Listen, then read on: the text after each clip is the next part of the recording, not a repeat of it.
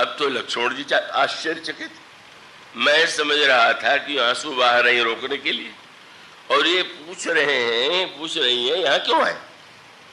मुझे आज्ञा मिली कि मैं माँ से विदा ले आऊं, और तब माँ ने उलाहने के स्वर में कहा, क्या तुम्हारी माँ मैं हूं? अगर उन्होंने कहा कि माँ से विदा मांगो तो तुम्हारी माँ तो वहीं थी, वहीं से विदा लेके उनके साथ चले जाते तो ठीक। कौन? बोले ता तो तुम्हारी माँ तो वैदेही के बेटे होकर के तुमने देह को मान लिया। सुमित्रा तुम्हारे देह से माता हो सकती है, पर तुम तो वैदेही की परंपरा हो। श्री किशोरी जी ने सुनैना जी के गर्भ से जन्म क्यों नहीं लिया? बोले भक्ति का नाता शरीर से संबंधित नहीं, भक्ति का जो नाता है वो भाव से संबंधित। तो सुनैना जी के गर्भ से जन्म लेने के बाद सुनैना जी और जनक उन्हें बेटी माने तो कोई विशेष बात थोड़ी। जन्म नहीं हुआ शरीर से और भाव से उन्होंने पुत्री मान लिया, तो भक्ति का तो सारा नाता माना हुआ है भाव से। महाराज श्री दशरथ को भी इसीलिए राम को पुत्र रूप में पाने के लिए बड़ी साधना के बाद अगला जन्म लेने पड़ा, क्योंकि उन्होंने माना कि पुत्र बने तो मेरे शरीर से बने। अब मान लीजिए आप भगवान को पुत्र बनाना चाहें तो बनाने के लिए क्या आप वो साधना करेंगे क्या जो महाराज मनु ने किया? वो करिएगा तो फिर अब पुनर्जन्म की प्रतीक्षा कीजिए, और कितने जन्मों के बाद कब बेटे बनेंगे क्या पता। पर भाव से अगर आप पुत्र बनाना चाहें तो एक क्षण में बना लीजिए। अगर आपके मन में देह की भावना से आप ऊपर उठ गए हैं तो भगवान से तो जो भी नाता जोड़ा जाता है वह तो भाव से ही जोड़ा जाता है। हम उन्हें पिता मान लें, हम उन्हें पुत्र मान लें, हम उन्हें मित्र मान लें, और ये सारे के सारे संबंध तो भावना पर ही आधारित। और सूत्र वही, ये देह का भान जो है इतना कठिन है कि व्यक्ति जो है कुछ भी क्यों न करे पर देह में राय बिना, देह को महत्व देने दिए बिना वो नहीं रहा। और इसलिए देहाभिमान को समुद्र कहने का तात्पर्य है, पाना चाहते हैं बंदर भक्त रूपा सीता को, पर देह के समुद्र को पार करने की शक्ति किसी में नहीं। बस ये मूल तात्पर्य इसका अभिप्राय। और उस देह के समुद्र को पार कैसे किया जाए तो प्रत्येक व्यक्ति अपना अपना बल बताता है। किस सीमा तक शरीर पर किसने विजय पाई है दिखाई देता है। कुछ लोग शरीर पर थोड़ा विजय पा लेते हैं, कुछ लोग थोड़ा और अधिक, थोड़ा अधिक, पर शरीर की वृत्ति ही मिट जाए ये तो विरले व्यक्तियों के जीवन में होती है। तो शरीर के संदर्भ में भी अब कोई साधक है वो 1 घंटा तक शरीर से ऊपर उठ करके ध्यान कर लेता है या पूजा कर लेता है। कोई व्यक्ति 2 घंटा कर सकता है, कोई और अधिक कर सकता है। इसलिए प्रत्येक साधक जब पूछा गया कि समुद्र कौन पार करेगा तो निज निज बल सब काहू भाखा पार जान कर संशय रखा। सबने कहा, किसी ने कहा हम 10 योजन चले जाएंगे, किसी ने कहा 20 योजन, किसी ने कहा 30, किसी ने 50, 60, 70, 80, 90। अंगद सबके नेता है। अंगद ने कहा कि मैं पार तो चला जाऊंगा, बस अब तो बात बन गई, और तो कोई पार जाने में सक्षम नहीं है। पर अंगद में क्या कमी है? हनुमान जी की तुलना में अंगद और हनुमान में समान बल दिखाई देता है, पर अंगद में एक ही वस्तु की कमी है और वो कमी है विश्वास की। और इसीलिए कहते हैं कि अंगद कहा जाऊं मैं पारा, जिये संशय कछु फिरती बारा। चला तो जाऊंगा पर लौट के आ पाऊंगा कि नहीं ये विश्वास में नहीं। तो अब विश्वास नहीं है तो भक्ति कैसे मिलेंगे? हनुमान जी को विश्वास है कि आप निश्चित समझ लीजिए, हनुमान जी कहते हैं कि आप विश्वास रखिए मैं सीता जी के पास पहुंच करके उनकी कृपा प्राप्त करूंगा। मानो अंगद और हनुमान जी में अंतर है विश्वास की मात्रा का। और वह विश्वास जीवन में आने का उपाय क्या है? तो सरल वस्तु नहीं है। वह विश्वास आने की अंगद की जो कमी थी वो सत्संग से, कथा श्रवण से। अब उन श्रोताओं की बात नहीं कि जो जीवन भर सुनने के बाद भी वहीं रहते हैं जहां से चले थे, वो तो बेचारे निर्णय कर चुके हैं कि पहली कक्षा से आगे बढ़ने ही नहीं। लेकिन अंगद के समान कोई है तो कितना संशय था, सामर्थ्य नहीं थी जाने की। लेकिन श्री हनुमान जी गए, उनका विश्वास फलदायी हुआ। हनुमान जी का विश्वास तो इतना बड़ा विश्वास है कि मां के हृदय के संशय को मिटा करके हनुमान जी ने उनको भी विश्वास दिला दिया।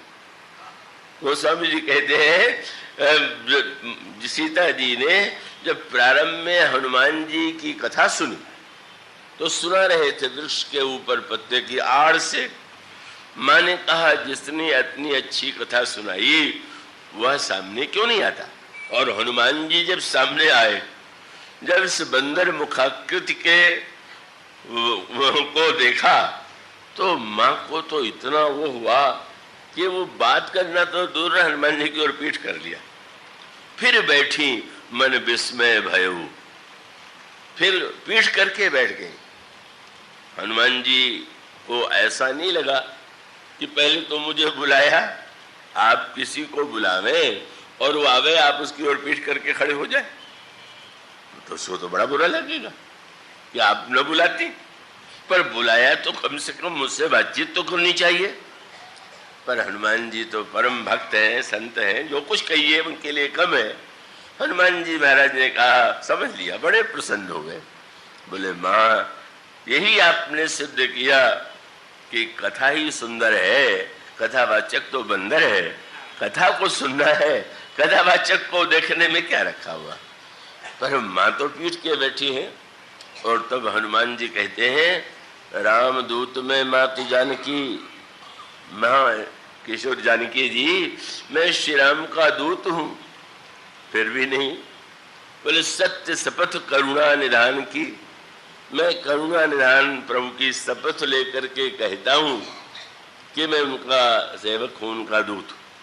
थोड़ा विश्वास आने लगा, क्योंकि एक ये आंतरिक शब्द था करुणा निधान का, जिसके द्वारा श्री सीता जी प्रभु को संबोधित करती थी।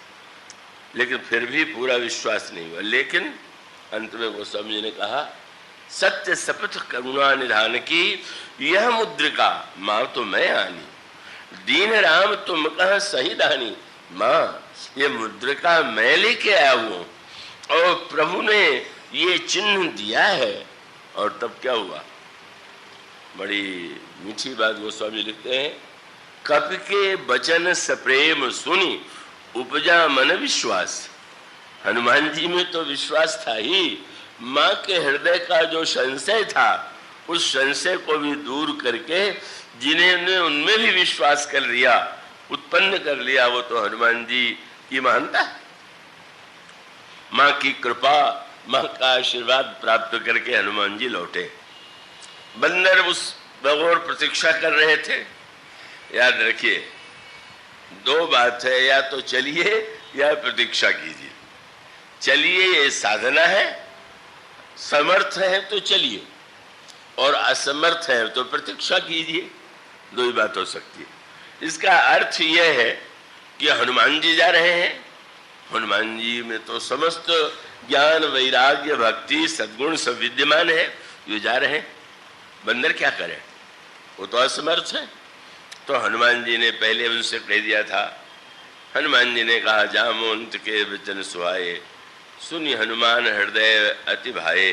हनुमान जी कहते हैं कि मैं जा रहा हूं और हो ही काज मुझे हर्ष विषय की, मेरे हृदय की उमंग और विश्वास कह रहा है काम अवश्य होगा। तो हम लोग क्या लौट जाए? बोले नहीं। तब लगे तुम परख्यो मोए भाई, यही सूत्र है। बस अगर स्वयं नहीं जा सकते तो आप प्रतीक्षा कीजिए, इंतजार कीजिए, और किसी संत के द्वारा जो जा सकता है उसकी कृपा प्राप्त कीजिए। हनुमान जी ने कहा आप लोगों को कष्ट तो होगा, यह चाहे जो खाने को नहीं मिलेगा, लेकिन आप लोग कंदमूल फल खा करके भी मेरी प्रतीक्षा कीजिए। मैं निश्चित रूप से कह सकता हूं कि होइए काज मैं हर्ष विषय की। और बंदर प्रतीक्षा कर रहे थे, साधना और प्रतीक्षा। हनुमान जी इस साधना के पथ पर जाते हुए जगत जननी के पास पहुंचते हैं और बंदर प्रतीक्षा कर रहे हैं। हनुमान जी ने समुद्र को, जिस समय लंका को जला दिया, लंका के जलाने के पहले की बात बड़ी मीठी आती है। जब जा रहे थे तो हनुमान जी ऊपर से जा रहे थे। समुद्र ने कहा मैनाक पर्वत से, ये जो जा रहे हैं तुम्हारे मित्र जो हनुमान है, पवन देवता है, उनके पुत्र हैं। तुम जा करके इनसे कहो कि मैं आपके पिता का मित्र हूं और आप आइए विश्राम कर लीजिए। बड़ी कड़ी परीक्षा थी। समुद्र है देहाभिमान और निमंत्रण मिल रहा है देह के नाते से। ध्यान से समझेंगे इसको। क्यों आप मान लीजिए बात, क्योंकि आपके पिताजी का मैं मित्र हूं। मानो समुद्र की यह चुनौती भी थी। ऊपर से चले गए तो क्या विशेषता, नीचे तो उतरिए। आप तो ऊपर से उड़े चले जा रहे हैं, देह से ऊपर उड़ जाने से नहीं आ सकते हैं आप। हनुमान जी ने तुरंत, पिता का नाता है बहुत अच्छा, लेकिन हनुमान जी ने हनुमान ते परसा, हाथ से छूट दिया और कर पुण्य की न प्रणाम। आप पिताजी के मेरे मित्र हैं, मैं तो आपको प्रणाम करता हूं, आपको सम्मान देता हूं। पर आप जब ये कहते हैं कि आकर के विश्राम कर लीजिए, तो क्या यहां आकर के मुझे विश्राम मिलेगा? राम काज कीन्हे बिना मोहि कहां विश्राम। हनुमान जी चले गए तो समुद्र को मन ही मन थोड़ी सी हंसी आई। बंदर डर गया, देह में उतरने से घबरा गया कि कहीं नीचे उतरे और देह वृत्ति प्रबल हो जाए। ऊपर से चले गए तो क्या विशेषता है। पर हनुमान जी को याद था निमंत्रण, और निमंत्रण को उन्होंने स्वीकार अब किया। अब समुद्र लांग लिया, बाग उजाड़ दिया, राक्षसों को वध कर दिया, लंका को जब जला डाला तो स्वामी ने लिखा कि कूद परा पुन सिंधु मझारी। उस लंका जलाने के बाद सीधे समुद्र में कूद पड़े। मानो तुमने कहा था ना, अब आ गया मैं। जब तक साधन पथ में है तब तक शरीर से ऊपर उठना है, और जब मां का आशीर्वाद मिल गया तो उसके लिए कोई शरीर का भय नहीं है, कोई उसको डुबो नहीं सकता, कोई उसको नष्ट नहीं कर सकता। इसलिए हनुमान जी ने लिखा, गोस्वामी ने लिखा कि पूछ बुझाई होई श्रम।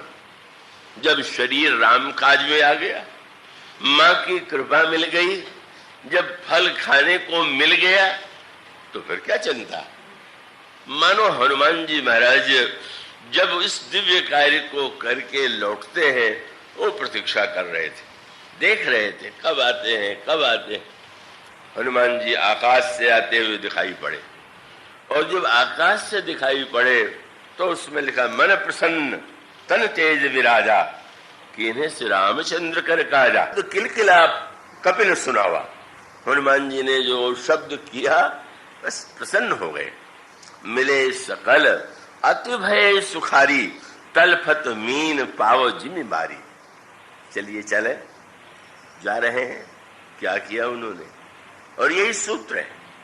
विश्वास की अगर कमी है, देहाभिमान से ऊपर जाने की सामर्थ्य नहीं है, तो जो ऊपर उठा हुआ संत है, महापुरुष है, हमें उससे उसकी वाणी, उसका अनुभव सुनना चाहिए। हनुमान जी से उन्होंने कहा आप गए, वहां क्या क्या हुआ ये बताइए। और लिखा है गोस्वामी जी ने, जब चले तो पूछत कहत नवल इतिहासा। बंदर पूछते हैं, हनुमान जी सुनाते हैं, फिर हनुमान जी रुक जाते हैं कि कुछ अच्छा लग रहा है कि कहेंगे बस बहुत हो गया, और आगे सुनाते चले। और कितना अंतर आ गया। यही है कथा का फल। सही कथा का फल वह होना चाहिए जो बंदरों पर हुआ। हनुमान जी ने जब सारी कथा सुनाई तो अंगद समझ गए कि विश्वास की कमी से ही मैं भक्ति मति भक्त रूपा जनक नंदिनी सीता की कृपा नहीं पा सका। और दिखाई पड़ा कि विश्वास लौट रहा। और विश्वास कैसे लौट रहा है? लौट करके आए, जब पहुंच गए किष्किंधा के पास तो बाहर सुग्रीव का बहुत बड़ा बाग था। तो अंगद ने बंदरों से कहा कि चलो बाग में, और यहाँ का फल पहले खा ले तब चलेंगे। किसी बंदर ने कहा यहाँ पर आज्ञा है कि सुग्रीव या उनकी आज्ञा का आदेश लिए बिना कोई फल नहीं खा सकता। अंगद ने कहने हम लोग तो जाएंगे, खाएंगे क्यों? बोले अभी कथा नहीं सुनी? हनुमान जी ने क्या रावण से आज्ञा लेके फल खाया था? जब रावण के वाटिका के फल को भी बिना आज्ञा के फल इन्हों खा लिया, और खा लेने के बाद कितना चमत्कार हुआ। किसी बंदर ने हनुमान जी से पूछ लिया कि आपने मां से तो फल खाने के लिए कहा था, ये बाग उजाड़ने के लिए, राक्षसों को मारने के लिए, लंका जलाने के लिए तो आज्ञा नहीं ली थी? हनुमान जी ने कहा कि हाँ, मैंने आज्ञा तो फल खाने के लिए ही लिया था। तो ये तीन काम क्यों किए? ये बोले उनके आज्ञा से फल खाने का फल। फल खाने का फल बोले माँ की कृपा का फल खा ले और उसके बाद भी मोह का बाग न उजड़े, प्रवृत्ति की लंका न जले, दुर्गुण के राक्षस न मरे तो काहे का फल। कृपा हो जाएगी तो ये तीनों बात अपने आप जीवन में आ जाएंगी। और वो माँ की कृपा का फल, तो अंगद ने कहा जब बिना आज्ञा के रावण के फल खा लेने पर इनको आनंद ही आनंद हुआ, तो ये तो सुग्रीव का बाग है, रावण का नहीं है, आज्ञा की क्या बात। वो मानो विश्वास लौट आया। पहले सुग्रीव से अंगद डरते थे, कहा भी है उन्होंने कि वो तो मुझसे बुरा भीतर से मानते हैं सुग्रीव, और सोचते रहते हैं कि कोई अवसर मिले तो अंगद को दंड दे दे, पिता बधे पर मारत मोह। क्योंकि अंगद को यह लगता था कि सुग्रीव को मन में एक दुख है कि श्री राम ने मुझे राज्य दिया पर कह दिया कि युवराज तो अंगद होंगे। ये कोई बात सुग्रीव के मन में हो ऐसा नहीं, पर अंगद के मन में सुग्रीव के प्रति संदेह था। संदेह स्वाभाविक था, तो लेकिन आज वो इतने निर्भय हो गए, और ये निर्भयता कथा का फल था। और गोस्वामी जी ने लिखा भी, अंगद सम्मत मधुफल खाए। बोले जब रावण के वाटिका का मधुफल और माँ की कृपा से हो गया, तो ये तो पहले से ही मधुफल वाली वाटिका है, चलो खाओ। और जिस समय खाने लगे तो रक्षक तो रक्षक ही है, उन्होंने रोका बिना पूछे ही। अंगद को क्या अधिकार है इस वाटिका में आदेश देने का? महाराज को छोड़ करके कोई आदेश नहीं देते। अंगद ने कहा थोड़ी इनकी खबर लो, पिटाई करो इनकी। हनुमान जी की कथा में आया नहीं था कि जब राक्षसों ने रोका तो उन्होंने मार ही डाला, तो चलो मारे नहीं तो कुछ मुक्के तो लगा ही दे इनको। दुर्गुणों को मार डाला है, पर सद्गुणों को भी थोड़े मुक्के लगने चाहिए। मुक्के लगने चाहिए माने सद्गुणों में जो अभिमान है उसको मिटने के लिए थोड़ा उन पर भी वो प्रहार होना चाहिए। और वही रखवारे जब बर्जन लागे तो मुष्टि प्रहार करत सब भागे। भागे बेचारे, लड़ने का साहस तो अंगद हनुमान किसी से नहीं था, और वहां जाकर के जोर से चिल्लाने लगे महाराज अनर्थ हो गया। देखिए तो अंगद ने कितना दुस्साहस किया, आपके बाग का फल उजाड़ दिया। जाय पुकारे थे सब बन उजाड़ युवराज। समझते थे कि सुग्रीव बिगड़ करके कहेंगे जाओ पकड़ के और सेना जाए और उनको पकड़ करके ले आवे, पर सुग्रीव रावण तो थे नहीं। सुग्रीव तो भगवान के संबंध से इतने प्रसन्न हुए कि बेचारे रखवालों को बड़ी निराशा हुई। हम कह रहे हैं आपका बाग उजड़ गया, और ये कह प्रसन्न हो रहे हैं, क्यों?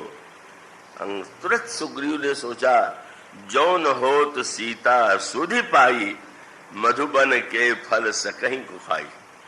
मधुबन का फल तो बिना भक्ति देवी की कृपा के, मधुरता तो भक्ति में ही है, उनकी कृपा के बिना जीवन में मधुरता का आनंद नहीं आ सकता है। बड़े प्रसन्न हो जाते हैं, मानो अंगद इतने बदल गए कि कितने डरने वाले, समुद्र पार न करने वाले, कथा सुन के सत्संग करके विश्वासी बन गए। और रावण की सभा में जब गए तब तो कहने क्या, पैर रोप करके ये कहना कि तुम में से अगर कोई मेरा पैर उठा दे तो मैं सीता जी को वारता हूं, कितना बड़ा विश्वास था।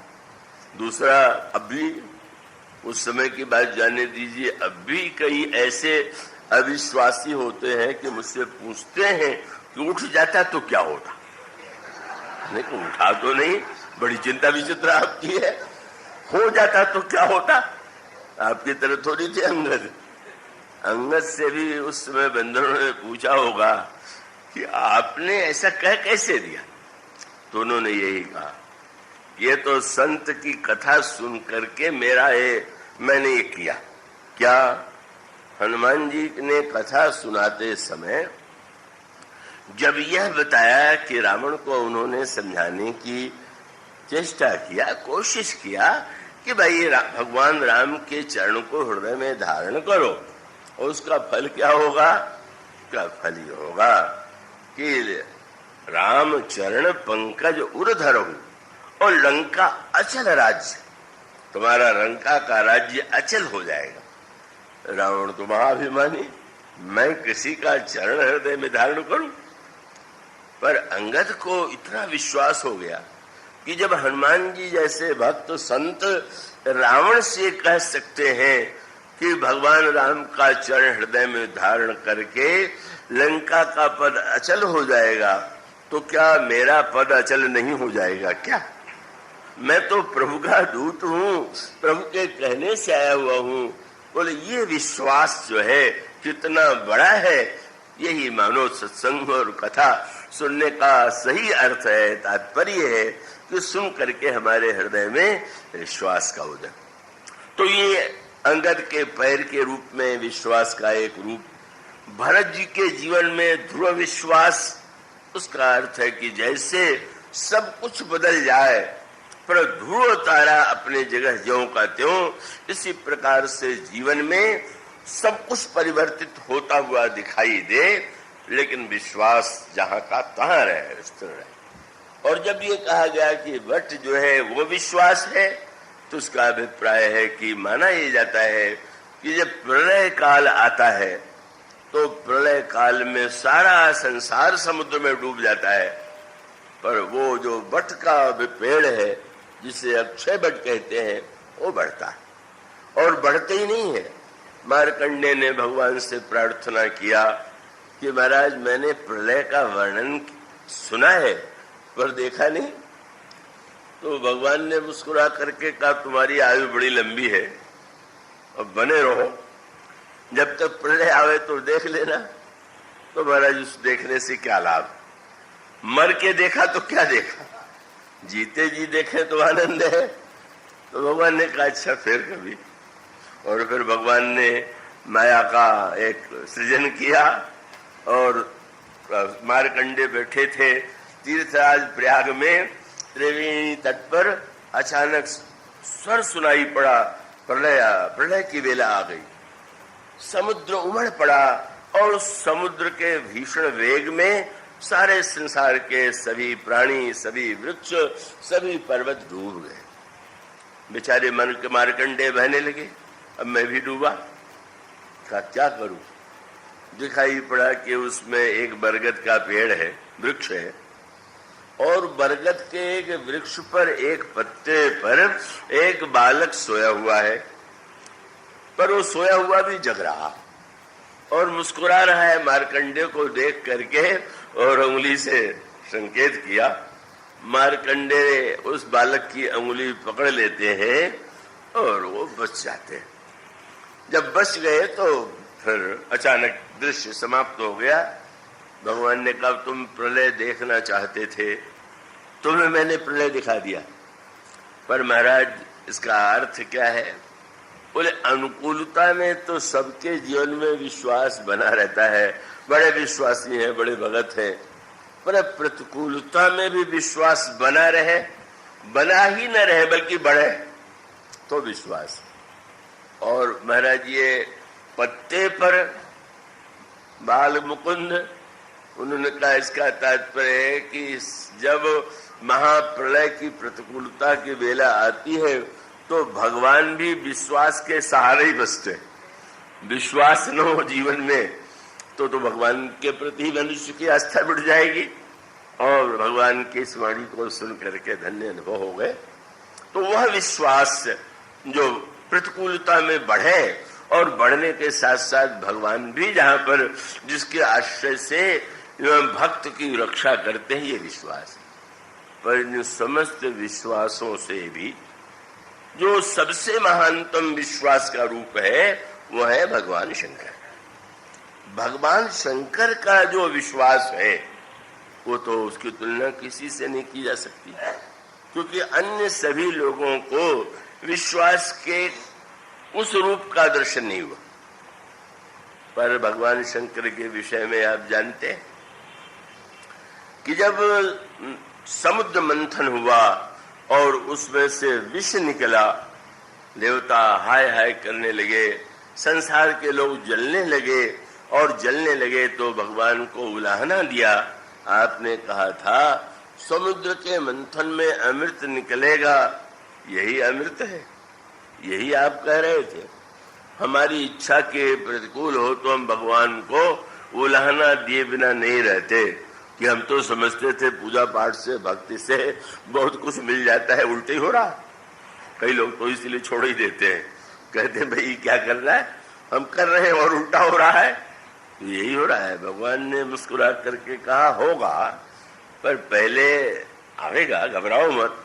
घबराएं क्या नहीं, ये जहर जब सबको जला देगा तो अमृत निकलेगा भी, तो पीने वाला कौन रहेगा। तो आपने तुरंत कहा कि अब शंकर जी से कहो कि वो जहर पी ले, बस। शंकर जी से कहो माने बोले भाई विश्वास ही जो है जहर पी सकता है। यानी और बातें तो सरल है। आपने कहा विश्वास किया, अच्छा किया, नहीं इच्छा नहीं पूरी हुई तो आपने कहा चलो विश्वास छोड़ा। लेकिन जहां सामने वह गरल है जो संसार को जलाने वाला है, वहां तो विश्वास की घनीभूत परीक्षा है। और उस परीक्षा में भगवान कहते हैं मैं जहर नहीं पीऊंगा, वो तो विश्वास ही पिएगा। भगवान तो ऐसी लीला करते हैं कि कभी कभी लगता है कि कुछ उल्टा ही तो हो रहा है, फिर भगवान कहते हैं विश्वास में सामर्थ्य। तो भगवान शंकर जो विश्वास के घनीभूत रूप हैं, वहां तक उनके रूप को समझने के लिए आवश्यकता है श्रद्धा की। और ये श्रद्धा बहुत विरले व्यक्तियों के जीवन में आती है, प्रतिकूलता आती है। और यही जो भगवान शंकर मूर्तिमान विश्वास है, उनकी प्रिया जो सती हैं बार बार चाहती हैं भगवान पर विश्वास कर लूं, बार बार चाहती हैं भगवान शंकर पर विश्वास कर लूं, पर बुद्धि का अभिमान, पिता का संस्कार पीछा नहीं छोड़ता। और अंत में जब वो अपने शरीर को ही छोड़ देती है, और तब मानो उस समय वह देखने योग्य दृश्य था। ये नहीं सोचा कि हाय है मुझे जलना पड़ रहा है, मेरा अपमान हुआ। उस अपमान के क्षण में जब अग्नि में वे शरीर दग्ध करने लगी, उस समय भी उनकी वृत्ति में कैसी आस्था है, कैसा विश्वास है। क्या बैठी हुई क्या मांग रही?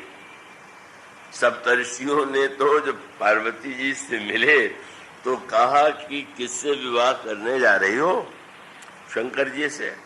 बोले पुराने इतिहास का पता लगा लिया क्या? ये उनका पहला विवाह नहीं है। अब तुम दूसरे आप विवाह करने के लिए इतनी बेचैन हो रही? तुम जानती हो ये ऐसे हैं देवता कि इन्होंने पत्नी से विवाह, सती से विवाह किया और फिर पिता के घर में अकेले भेज दिया मरने के लिए। का अब उसका परिणाम हुआ कि प्रथम ये सती ही विवाही और पुण्य औढेर मराए निताई, ऐसा कर दिया कि मरा जाए।